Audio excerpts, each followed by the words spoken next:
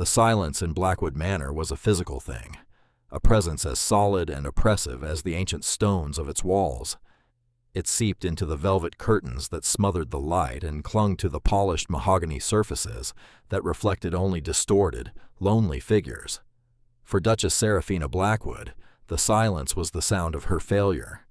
It was the vast, echoing space left by the absence of a child's laughter, a void that had defined the 4 years of her marriage to Duke Alastair Blackwood.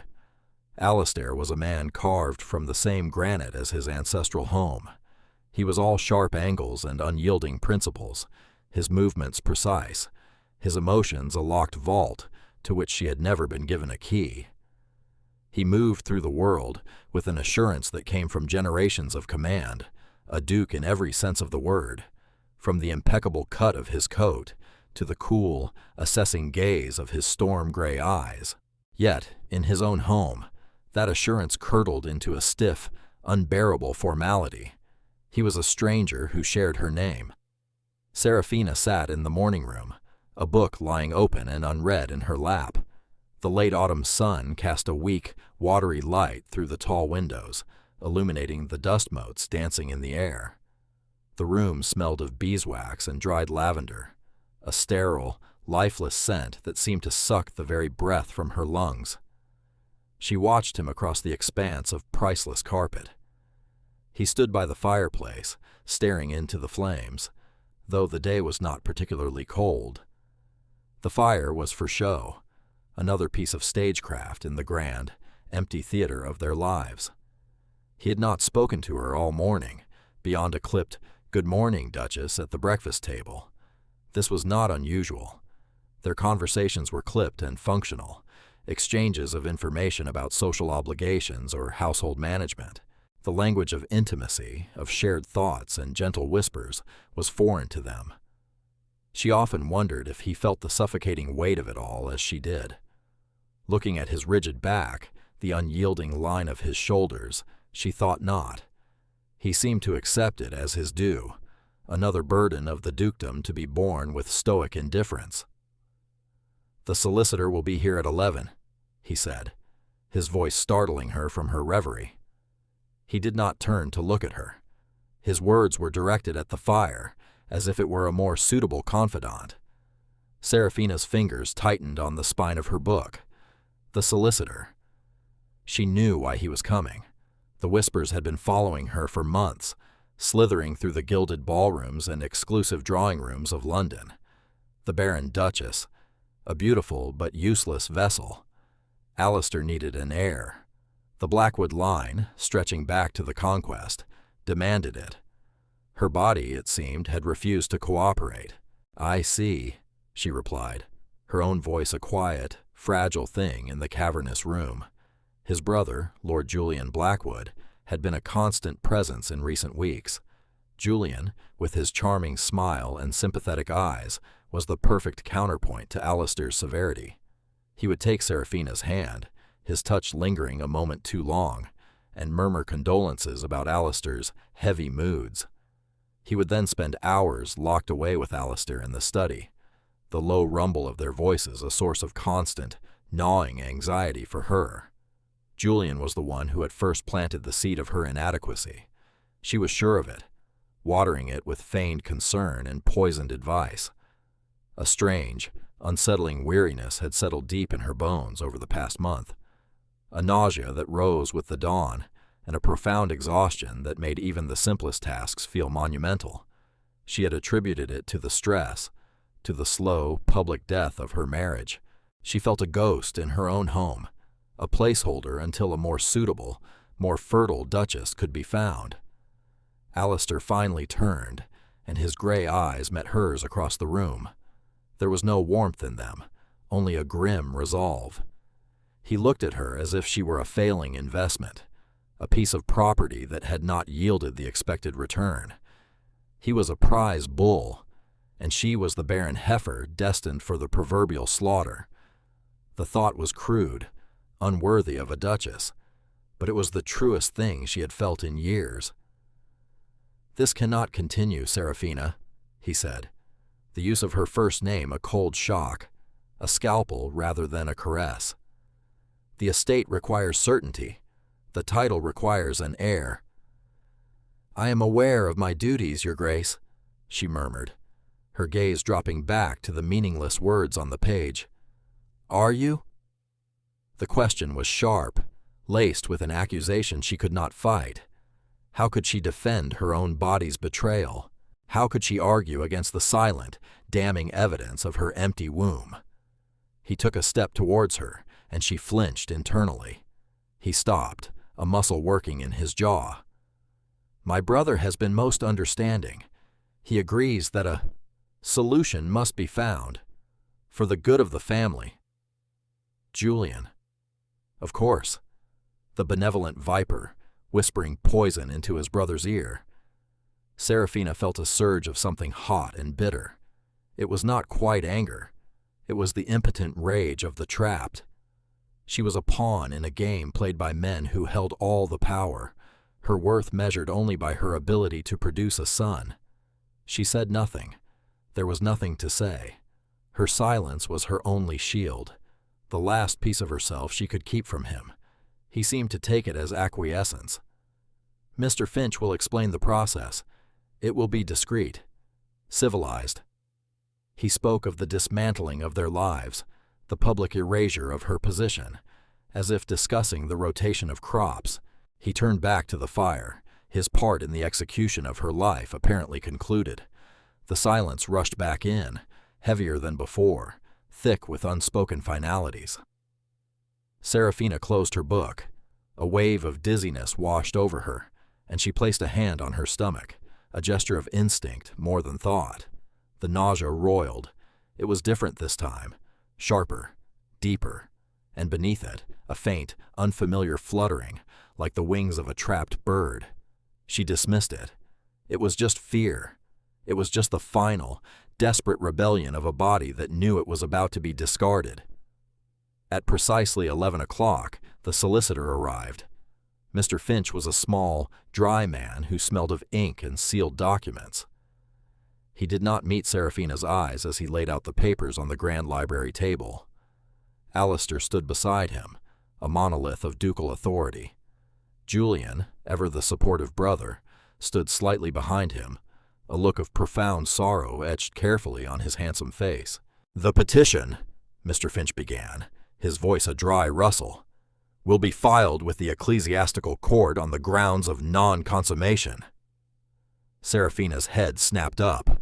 A cold, clean shock cut through the fog of her despair.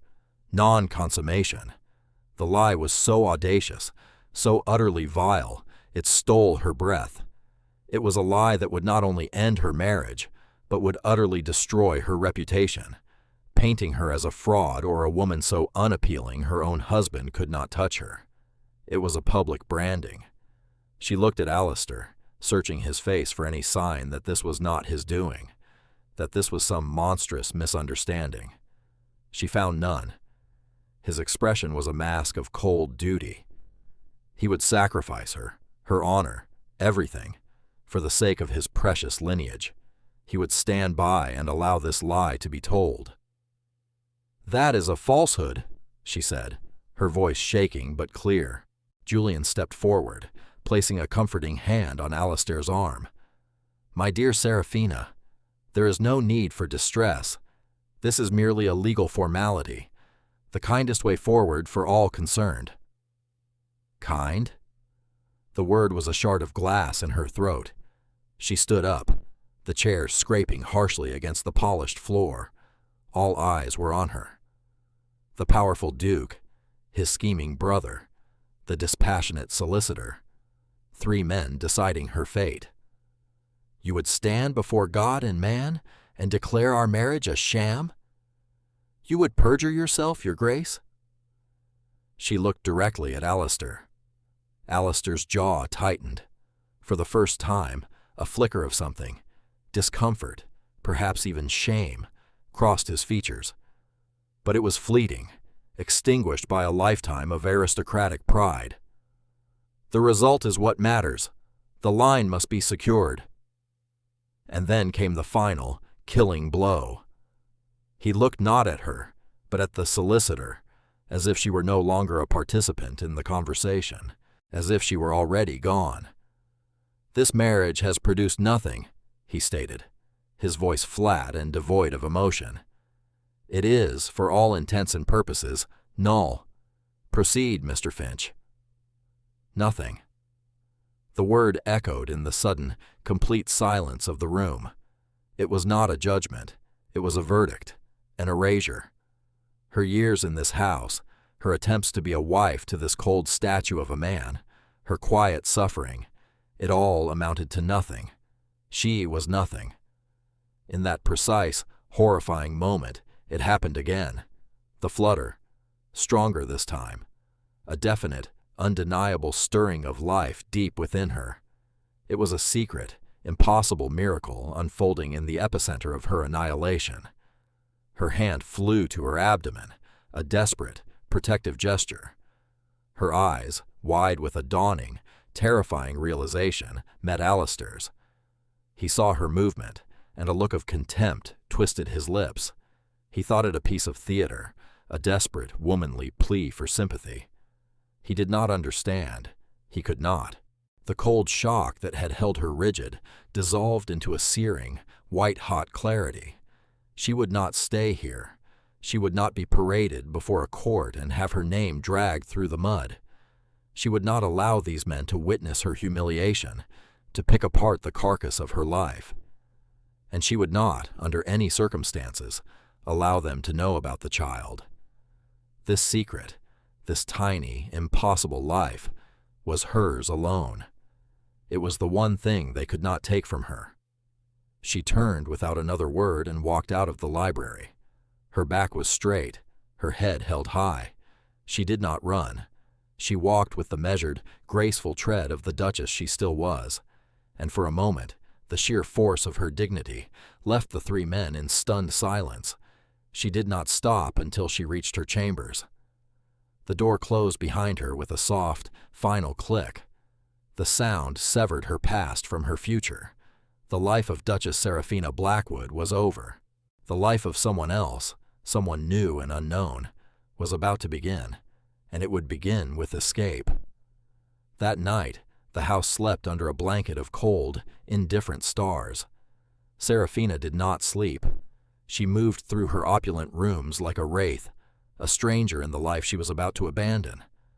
The gilded cage had finally sprung open, not through kindness or love, but through an act of supreme cruelty, and she would fly.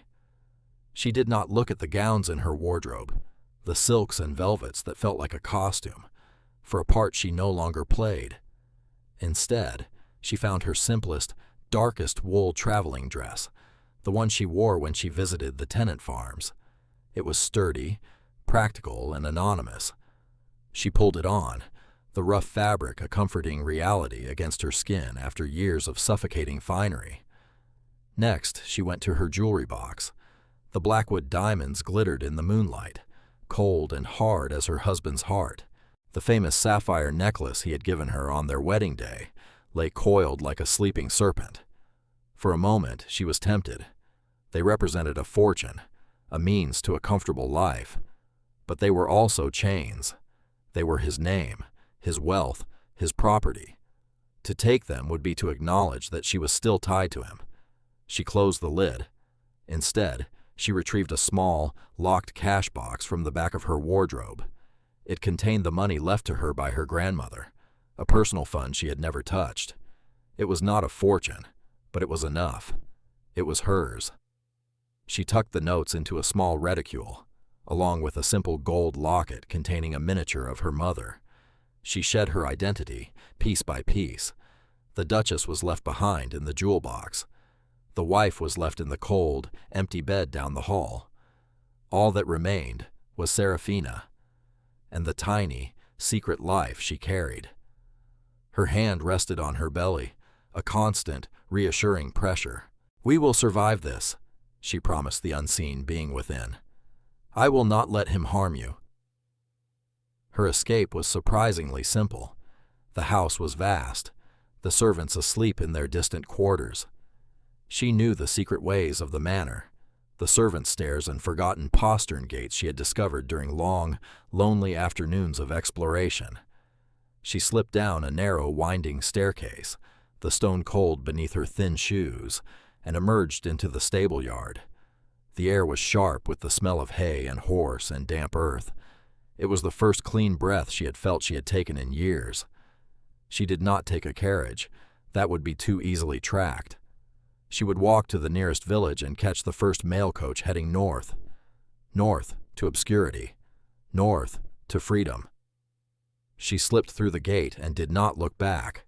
The looming silhouette of Blackwood Manor against the moonlit sky was a tomb, and she was escaping it. With every step she took down the long, dark drive, the weight of the past 4 years began to lift. Fear was a cold companion in the darkness, but it was overshadowed by a fierce, exhilarating sense of purpose. She was no longer a duchess waiting for her life to be decided. She was a mother, fighting for the life of her child. For 2 days, she traveled, changing coaches, keeping her head down, speaking to no one. She bought a simple, drab bonnet that shadowed her face. She invented a new name for herself, Sarah Smith. It was plain, common, and blessedly anonymous. Mrs. Sarah Smith, a widow, traveling to join distant relatives. The lie was simple, and no one questioned it. Section. The farther north she went, the more the landscape changed. The manicured fields and gentle hills of the south gave way to rugged moors and a wild, windswept coastline. The air grew colder, saltier. It felt like the edge of the world. It was perfect. In a small, remote fishing village called Port Blossom, huddled against the gray sea, her journey ended. The houses were built of stone and seemed to cling to the cliffs for dear life. The air was thick with the cries of gulls and the smell of salt and fish. It was a harsh, unyielding place, and it called to a part of her soul she had not known existed. This was a place where survival was a daily struggle, where people were too busy with the realities of life to care about the lineage of a distant duke.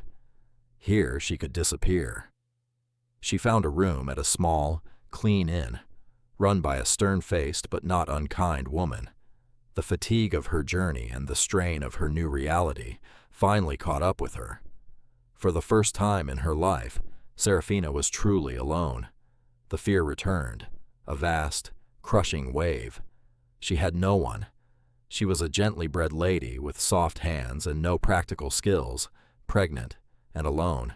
But as she lay in the lumpy bed, listening to the roar of the sea, a different feeling rose to meet the fear: resilience. The Blackwoods had underestimated her. Everyone had. They saw her quietness as weakness, her gentleness as fragility. They had never seen the core of steel that had allowed her to endure 4 years of a cold, loveless marriage with her dignity intact. She had survived Alistair. She would survive this. For her child, she would do more than survive. She would build a life. Back at Blackwood Manor, her absence was discovered at dawn. It was a quiet, orderly affair. No screaming, no panic. The Duke was informed. He received the news in his study, his face unreadable. A note was found on her pillow, written in her elegant script. It said only, "I release you from your burden." Alistair read the words, and for a moment he felt a flicker of something akin to relief. She had made it easy. She had simply vanished, saving them all the ugliness of a public court case. Julian was jubilant. "She has done the honorable thing," he declared, clapping Alistair on the shoulder. "A tacit admission of her own fault. This simplifies everything."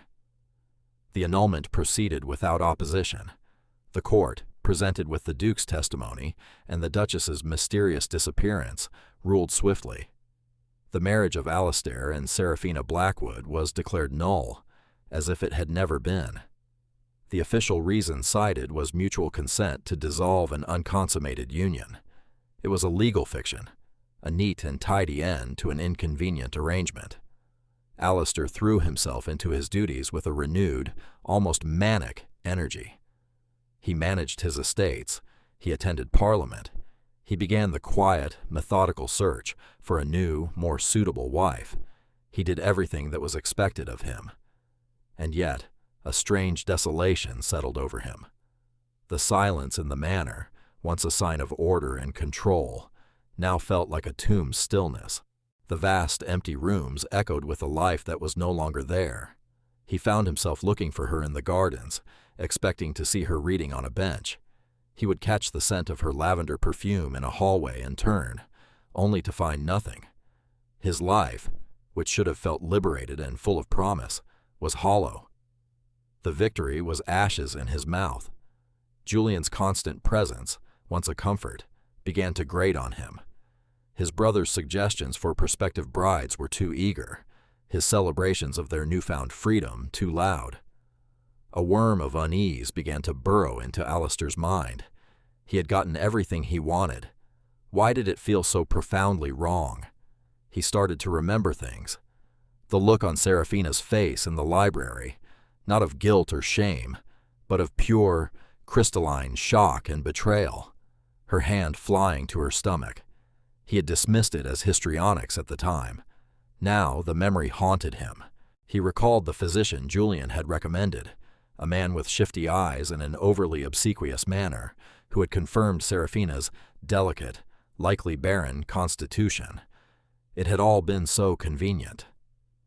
Too convenient. The breaking point came 6 months after the annulment. Alistair was going through some of Seraphina's abandoned possessions, intending to have them packed away. In a small writing desk, he found a diary. He knew he should not read it, but an irresistible compulsion seized him. He opened it. Her entries were not filled with anger or resentment, but with a quiet, aching loneliness. She wrote of his distance, of her desperate hope for a child, of her feelings of failure. And then, in the weeks leading up to her departure, she wrote of her strange illness, the morning sickness, the profound fatigue. She had wondered if she might be, but no, she had dismissed it as impossible, as wishful thinking. Alistair's blood ran cold. He slammed the diary shut. He felt a violent, sickening lurch in his gut. The pieces began to click into place with horrifying speed. The illness, her hand on her stomach, her look of utter betrayal at the lie of non-consummation. Julian, always there, always whispering, always managing the situation. He had not been a husband freeing himself from a barren wife. He had been a monster, casting out his pregnant duchess based on the lies of a jealous brother. The enormity of his folly, of his cruelty, crashed down on him. He had not just been wrong, he had been a fool, a proud, blind, arrogant fool. And he had destroyed the one person who had ever looked at him with something other than awe for his title. He sank into a chair, the diary clutched in his hand, and for the first time since he was a small boy, Alistair Blackwood wept. They were not tears of self-pity, but of a profound, soul-shattering shame. His carefully constructed world had been built on a foundation of lies, and he had been the chief architect of his own desolation. He had to find her. He had to know the truth. And if what he suspected was true, if she had borne his child alone in some forgotten corner of the world, then atonement was not a strong enough word for what he owed her. Meanwhile, in Port Blossom, Sarah Smith was no longer the fragile Duchess Seraphina. The harsh coastal winds and the rigors of manual labor had stripped away her aristocratic softness. Her hands were chapped and calloused from mending nets and scrubbing laundry. Her face was weathered by the sun and sea spray. She was thinner but stronger, her body honed by work, not idleness. She had found a small, derelict cottage at the edge of the village, and with the help of Elspeth, the innkeeper's wife who had become her first and only friend, she had made it habitable. Elspeth was a woman as sturdy and resilient as the cliffs themselves. She asked no questions about Sarah's past, accepting her story of widowhood at face value. She saw a young woman in trouble and offered help without judgment. Months after her arrival, in the heart of a raging winter storm, with only Elspeth to aid her, Seraphina gave birth to her son. She named him Arthur.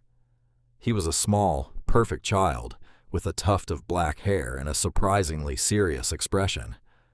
And when he opened his eyes, Serafina gasped. They were not her own soft brown. They were a clear, startling, stormy gray. They were Alistair's eyes. Her love for the child was a fierce, protective inferno. He was everything. He was her reason for waking in the cold dawn, for working until her muscles screamed, for enduring the loneliness and the fear. He was the living embodiment of her secret, a constant, beautiful reminder of the life she had fled. In his small face, she saw not the man who had betrayed her, but the future she would build for them both, free from the shadows of the past. The years passed in a rhythm of seasons and tides. Arthur grew from a baby into a bright, inquisitive little boy. He was beloved by the villagers, a wild, happy child of the sea, with his mother's gentle nature and his father's unmistakable eyes. Serafina, or Sarah as everyone knew her, became a fixture in Port Blossom. She was quiet, hard-working, and respected. She ran a small business, taking in mending and laundry, earning enough to keep a roof over their heads and food on their table. It was a hard life, a world away from the luxury she had once known. She missed music and books and intelligent conversation. There were nights when the loneliness was a physical ache, but she was free. Her life was her own. She was not a duchess, a wife, or a failure. She was a mother, and it was enough. She rarely thought of Alistair, and when she did, it was with a distant, detached bitterness. He was a ghost from another life, a man who had declared that their union had produced nothing. She would look at her laughing, vibrant son and feel a grim, satisfying irony. He had been wrong. Alistair's search was methodical and relentless. He hired the best investigators in London, men who were discreet and thorough. He gave them a drawing of Serafina and a single, desperate instruction: find her. For 4 years, they followed cold trails and false leads. Julian, sensing the shift in his brother's demeanor, grew nervous. He tried to dissuade Alistair, calling the search a fool's errand, an obsession with the past. But Alistair was immovable. The guilt that drove him was a fire that would not be quenched. His investigators worked their way through the physicians of London and finally found the one Julian had hired. Under pressure, the man confessed. He admitted he had been paid handsomely by Lord Julian to provide a false diagnosis of barrenness. He had never even properly examined the Duchess. The confession was documented, signed, and sealed. It was the first piece of hard evidence, the first stone in the foundation of the truth Alistair was so desperately seeking. He confronted Julian. It was not a shouting match. It was a cold, brutal dissection. Alistair laid out the evidence, his voice low and lethal. Julian, stripped of his lies, crumbled. His jealousy and ambition poured out in a torrent of pathetic excuses. He had wanted to control the dukedom through his brother, to ensure his own future. A fertile new wife, chosen by him, would have secured his position. Serafina had been in the way. Alistair did not strike him. His punishment was far more complete. He had Julian legally disinherited and exiled, his name stricken from the family records. He was cast out, sent away with nothing, a mirror of the fate he had engineered for Serafina. But it brought Alistair no satisfaction. It did not undo the damage. It did not absolve him of his own role, of his own blind, willing cruelty. Finally, after 4 long years, a breakthrough came. An investigator, tracking the sale of a particular type of wool thread Serafina favored for her embroidery, traced a path to a remote supplier in the north. From there, it was a matter of patient inquiry, of asking after a quiet, dark-haired woman, a newcomer who had arrived years ago. The trail led them to Port Blossom. The investigator sent a simple message to the Duke. Target located, Port Blossom. She has a son. Alistair traveled north immediately. He arrived in the village on a crisp autumn afternoon. The place was even harsher and more remote than he had imagined. He left his carriage at the inn and walked, his polished London boots incongruous on the cobbled, fish-scented streets. He asked a fisherman for directions to the home of a Mrs. Sarah Smith. The man pointed to a tiny stone cottage at the very edge of the cliffs, a place that looked as if it might be swept into the sea by the next great storm. He approached the cottage, his heart pounding a heavy, suffocating rhythm against his ribs. The yard was tidy, with a small patch of vegetables and a line of laundry snapping in the wind. And there, playing near the door with a carved wooden boat, was a small boy with a shock of black hair. Alistair stopped, his breath catching in his throat. He could not move. He could only stare. The boy looked up, his play interrupted by the shadow of the tall stranger. He tilted his head, curious, and Alistair found himself looking into his own eyes. The same shade of gray, the same shape, the same intensity. It was like looking at a portrait of himself as a child. There was no doubt, no possibility of a mistake. This was his son, the words he had spoken in court, the cold, cruel pronouncement that had shattered his life, echoed in his mind. This marriage has produced nothing. The lie of it, the sheer, staggering idiocy of it, struck him with the force of a physical blow. He had produced this beautiful, perfect child, and he had thrown him away, along with his mother. At that moment, the cottage door opened, and Seraphina stepped out. She froze, the basket of laundry she was carrying slipping from her grasp. The carefully constructed piece of her world shattered. She was different. The sea and the sun had etched fine lines around her eyes, and the wind had whipped color into her cheeks. The fragile porcelain beauty of the Duchess was gone, replaced by a raw, compelling strength. She looked at him not with fear, but with a cold, hard fury that was more intimidating than any ducal rage he had ever witnessed. "What are you doing here?" she asked, her voice low and steady, stripped of all its former softness. "Seraphina," he breathed, his own voice hoarse. He took a step forward. "Do not," she commanded, holding up a hand. "Do not come any closer." Arthur, sensing the tension, scrambled to his mother's side, hiding in the folds of her skirt and peering out at the stranger. Alistair's gaze fell to the boy.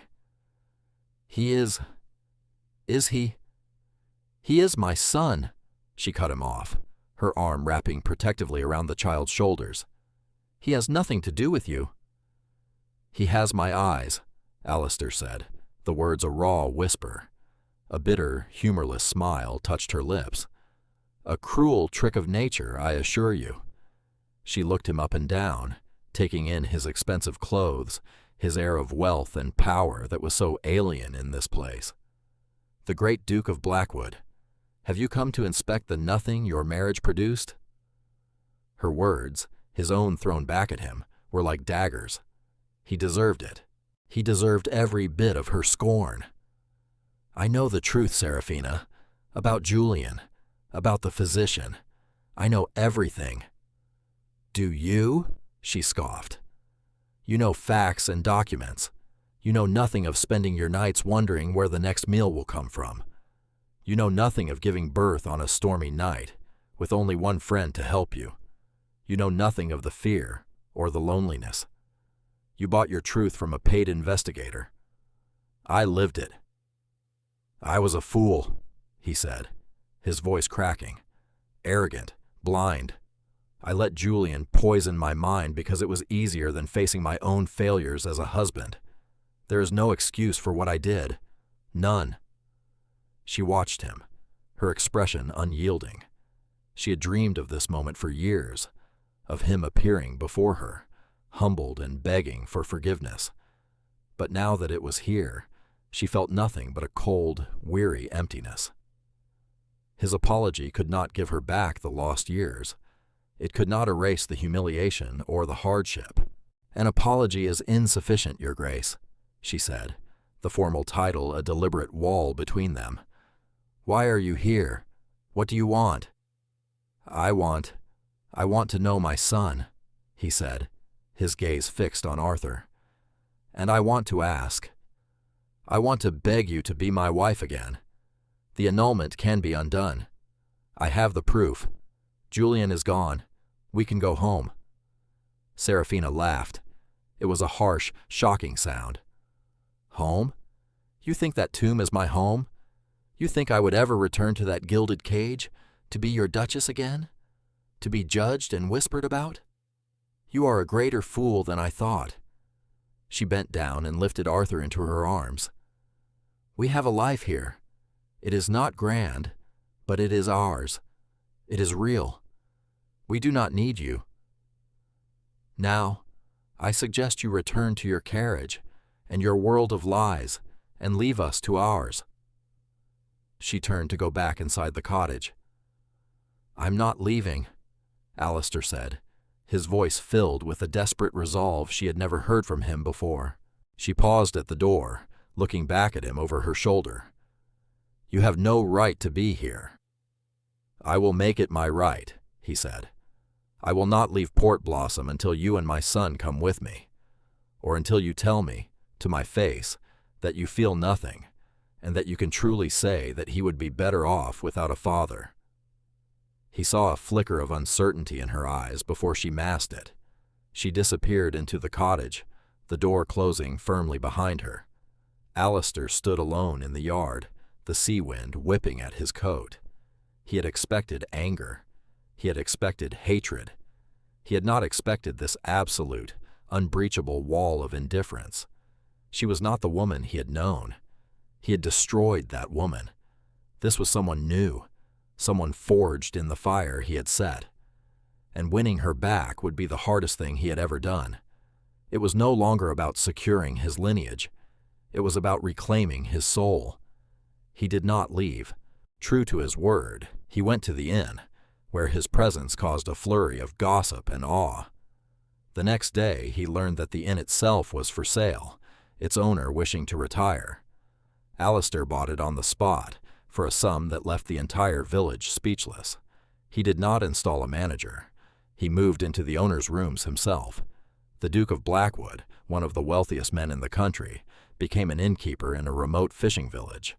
The act was so bizarre, so utterly contrary to everything a man of his station should do, that it sent a shockwave through the community.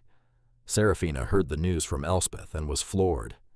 She had expected him to make a grand gesture, to offer her jewels or money. She had not expected this public act of penance. He was not trying to command her. He was choosing to live in her world, on her terms. He did not approach her again directly. Instead, he began a slow, patient siege. He saw that her cottage roof was in disrepair, and the next day, a quiet, skilled carpenter arrived and fixed it, with the bill sent to the inn. When a winter storm blew down a section of her fence, Alistair was there the following morning before dawn, his coat off, his shirt sleeves rolled up, digging post holes and setting new rails himself. The sight of the Duke, mud-splattered and sweating, doing manual labor was almost comical, but Serafina found she could not laugh. He made himself known to Arthur. He did not rush. He would be at the docks when the fishing boats came in, and he would watch his son play. One day, he offered Arthur a piece of polished sea glass. The boy, after a hesitant look towards his mother, who watched from a distance, accepted it. Soon Alistair was teaching him how to skip stones across the water, their shared gray eyes crinkled in concentration. He never overstepped. He never called himself Arthur's father. He was simply Alistair, the tall man from the inn who knew the best flat stones. He sent her the proof he had gathered, a thick package delivered by a boy from the inn. It contained the physician's sworn confession and a detailed account of Julian's treachery. He included no letter, no plea, just the cold, hard facts. She read them, and for the first time, a crack appeared in the ice around her heart. He had not just said he was wrong, he had gone to extraordinary lengths to prove it. He was clearing her name, whether she returned to him or not. Months passed. An autumn chill began to creep back into the air. The rhythm of their strange, new reality became normal. The Duke at the inn, Sarah in her cottage, the boy who moved between their two worlds. Serafina found herself watching Alistair more and more. She saw the exhaustion in his face, but also a peace she had never seen there before. The proud, arrogant Duke was gone, replaced by a quieter, more thoughtful man. He was learning humility. He was learning patience. He was learning to serve rather than command. The crisis came suddenly, as crises often do. Arthur fell ill. It started as a cough, but quickly deepened into a fever that left him weak and breathless. The village doctor, a kindly but limited man, could do little. As night fell, the boy's breathing grew shallow and ragged. Serafina was frantic with terror. Alistair appeared at her door as if summoned by her fear. He took one look at the child, and his face went pale. "I have sent a man on my fastest horse for a specialist from the city," he said, his voice calm and authoritative in a way that was suddenly reassuring. "He will ride through the night, but until then, we must get the fever down." For the next 12 hours, they were not a duke and a wronged woman. They were two parents fighting for their child's life. They worked together seamlessly, bathing Arthur's hot skin with cool cloths, forcing sips of water between his lips, speaking to him in low, soothing tones. In the small, flickering lamplight of the cottage, stripped of all titles and history, they were equals, united in their love and their fear. Serafina saw a side of Alistair she had never known. She saw the raw terror in his eyes every time Arthur's breathing hitched. She saw the infinite tenderness in his large hands as he smoothed the boy's hair back from his forehead. He was not performing. This was real. This was the heart of the man, exposed and vulnerable. And in that shared vulnerability, the last of her defenses crumbled. Just before dawn, the fever broke. Arthur's breathing eased, and he fell into a deep, healing sleep. Serafina and Alistair collapsed into chairs on either side of the small bed, utterly spent. The silence that filled the room was no longer empty. It was filled with shared relief, with the profound, unspoken bond of their ordeal. "Thank you," she whispered into the quiet, the words feeling small and inadequate. He looked at her, his face haggard in the gray morning light. "There is no need. He is my son." He said it simply, a statement of fact, not a claim. "Serafina, I know I have no right to ask anything of you, but I see the man I was, and I despise him. Living here, working, watching you, it has shown me what is real, what matters. It isn't titles or estates, it's this. It's a child sleeping safely in his bed. It's a home built on truth, not duty." He leaned forward, his hands clasped between his knees. "I don't want a duchess. I want a partner. I want a wife to talk to share my life with. I want to be a father to our son. I'm asking you not to come back to my world, but to help me build a new one. With you. With Arthur." Serafina looked at him, truly looked at him, for the first time since he had arrived. She saw the man he was now, not the man he had been. She saw the sincerity in his tired eyes. Forgiveness, she realized, was not about erasing the past. It was about accepting it and choosing to build a future anyway. It was a choice, a deliberate act of strength, not surrender. "The world will not be so forgiving," she said softly. "They will call Arthur a bastard. They will call me a runaway." "Let them," he said, with a fierceness that startled her. "I am the Duke of Blackwood. My son is my heir. My wife is my duchess. Anyone who says otherwise will answer to me. We will not hide. We will live our truth, and the world will have to adjust." She thought of the cold silence of the manor, and then she thought of how it might feel to fill that silence with a child's laughter, to fill it with real conversation, with shared purpose, to transform the gilded cage into a real home. A small, tentative smile touched her lips. "You will have to learn to make your own tea, you know. I have no intention of ringing for a servant every time you are thirsty." Relief and a dawning, incredulous joy washed over Alistair's face. It transformed him, erasing the years of guilt and grief. "I think," he said, his voice thick with emotion, "that I can manage that." They returned to Blackwood Manor a month later. They did not sneak back in. They arrived in the ducal carriage, Alistair, Seraphina, and their son, Arthur, the future duke. The staff was stunned.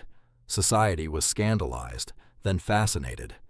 Alistair convened a public gathering of his peers and tenants. He told the entire story, unvarnished and brutal. He confessed his own folly, exposed Julian's treachery in full, and publicly declared Arthur his legitimate son and heir, retroactively voiding the annulment and confirming his marriage to Seraphina. It was an act of profound social courage. He took all the shame upon himself to ensure that none would ever touch his wife or son. The manor was different. Seraphina, no longer a timid, lonely girl, took charge. She had managed a household on nothing. Managing an estate with vast resources was a challenge she relished. She opened a school for the tenants' children. She used her knowledge of hardship to bring real change and compassion to the running of the estate. She was not just the Duchess. She was the heart of the dukedom. Alistair became a true partner. He listened to her counsel, valued her opinion, and deferred to her wisdom. He discovered the joy of being a father, spending hours with Arthur, teaching him to ride, to read, to be a good man, not just a great duke. Their life was not a fairy tale. The scars of the past remained. There were moments of doubt, echoes of old pain. But they built their new life on a foundation of honesty and earned trust.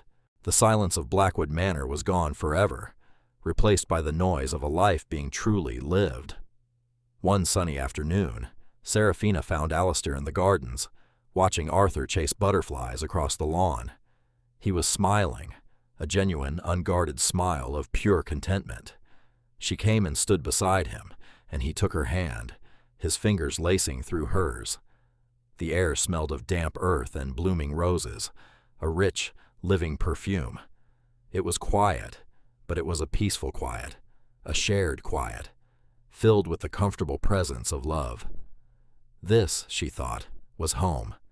This was what their marriage had produced. It had produced not just an heir, it had produced a family. It had produced them.